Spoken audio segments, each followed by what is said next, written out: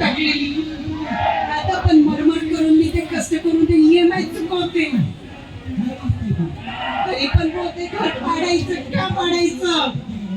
आणि कुठे जायचं राहायला, कुठे जायचं, कुठे का जायचं. मी माझ्या पोरीला घेऊन कुठे जायचं राहायला. का घर खाली करायचं आपण, का घर खाली करायचं. बाकीच्या लोकांची जे त्यांनी ह्याच्यात घोटाळे केले त्यांना तुम्ही बिनधास्त फिरू देताय. त्यांच्यावर कधीच विचारत नाहीये की तुम्ही का केलं, असं का केलंय. तसं बघताना आम्ही नॉर्मल साधारण व्यक्ती का भोगायचे.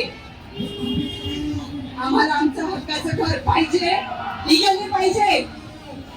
त्यात अनधिकृत स्टँड नकोय, नकोय त्यावर अनधिकृत स्टँड. आम्हाला अधिकृत म्हणून आमची बिल्डिंग हवी आहे.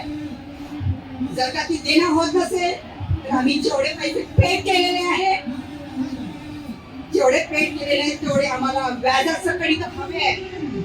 तेही त्यांना तर होत तर आम्ही जेवढा एरिया घेतलेला आहे, जेवढा काय घेतलेला आहे तेवढंच आम्हाला दुसऱ्या ठिकाणी हवं आहे.